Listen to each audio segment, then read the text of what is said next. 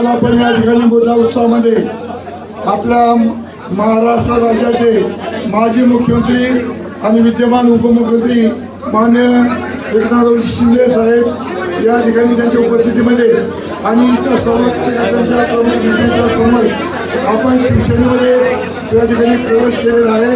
त्या आपल्याला या पुढच्या काळामध्ये शिवसेनेच्या नियमाप्रमाणे त्यांच्या ज्या पद्धतीप्रमाणे आपलं राजकीय कामकाज करायचं आहे, सामाजिक सेवा आणि सर्व तऱ्हेचं काम या शिवसेनेमधून आपल्याला करायचं आहे। निश्चितपणे आपल्याला या पुढच्या काळामध्ये माननीय उपमुख्यमंत्री एकनाथ शिंदे साहेब त्यांचं मार्गदर्शन लाभणार आहे, त्यांची शुभेच्छा आपल्याला लाभणार आहे।